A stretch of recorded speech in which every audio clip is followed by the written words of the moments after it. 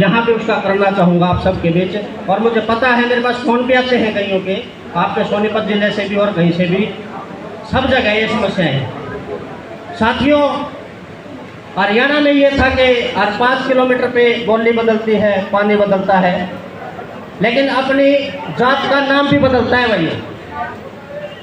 कहीं बंजारा हमें बोलते हैं सुभाष जी किशोरी जी, कहीं हमें सिरकीबंद बोलते हैं, कहीं बादी, गवारिया, बाजीगर।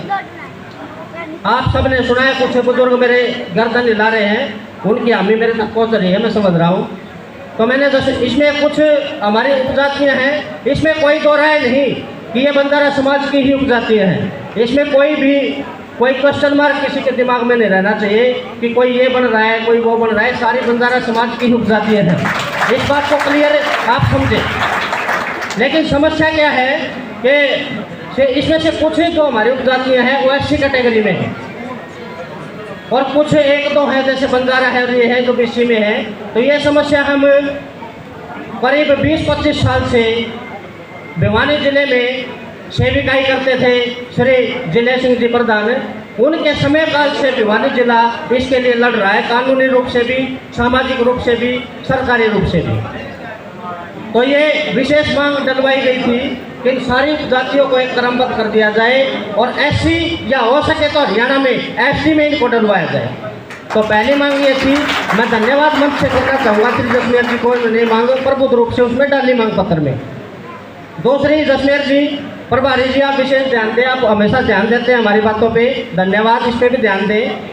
आज भी जब सारे समाजों की हर जिले में एक से एक एयर कंडीशनर धर्मशालाएँ हैं, आप सब देखते हैं 4-5 मंजिली एयर कंडीशनर धर्मशालाएँ हैं। अब थोड़ी सी सरकार ने थोड़ा सा हमने घूमना शुरू किया है, इन्होंने हमारे प्रबुद्ध लोगों ने, तो कुछ उत्तर हरियाणा में कुछ मैं सुनता हूँ कि धर्मशाला का काम प्रगति पर है।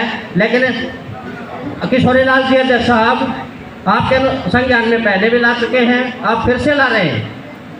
साउथ हरियाणा के एक भी जिले में लखीसा बंजारा सामुदायिक भवन नहीं है।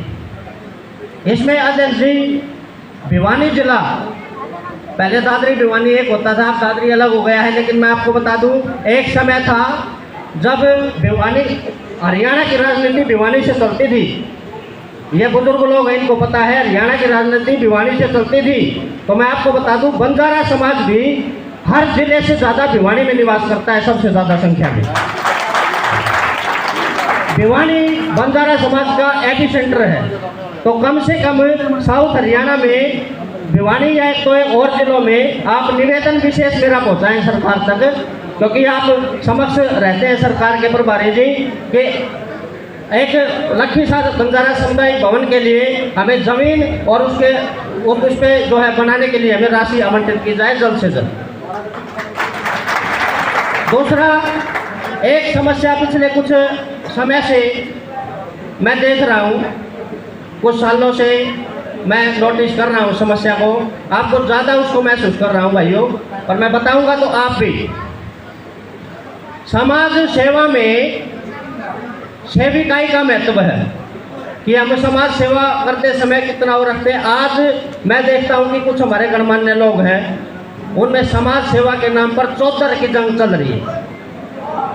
चौधर की जंग मैं नोटिस करना चाहूँगा। कुछ समय पहले करनाल में एक प्रोग्राम था, मेरे कुछ साथी वहाँ बैठे होंगे, यहाँ बैठे होंगे, उनमें से नहीं भी बैठे हो तो कुछ जानते होंगे, पहुँचा दे मेरी बात को। वहाँ पे चौधर की जंग का मैंने एक ज़बरदस्त उदाहरण देखा। वहाँ पे मैंने, वहाँ क्या था, कुछ विशेष लोगों ने अपना प्रोग्राम कर रखा था और दूर दूर से लोगों को बुलाया हुआ था, मेरे जैसे मुझे बुलाया गया था।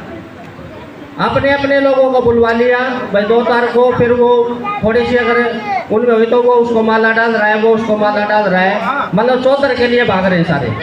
वहाँ पे कुछ लोग होंगे, मैं किसी को गलत या सही नहीं बता रहा साथियों, कोई भी होता है, लेकिन मैं कहता हूँ जिसको समाज सेवा करनी है उसको मालाओं की जरूरत नहीं होती भाइयों, उसको मालाओं की जरूरत नहीं होती। मालाओं की असल जरूरत हमारी माताओं बहनों को जो बैठी हैं, जो बच्चों को कितने भी संकटों में, कितने कम स्रोतों में बच्चों को तैयार करके हमारे समाज के बच्चों को आगे बढ़ा रहे हैं। इन माताओं बहनों को जरूर मालाओं की, और उन बच्चियों को और उन युवाओं को मालाओं की ज़रूरत है जो थोड़े साधनों में भी ज़्यादा मेहनत करके आज हमारे समाज का नाम रोशन कर रहे हैं। तो उनसे मेरी उन चौधरियों से, उन कथित चौधरियों से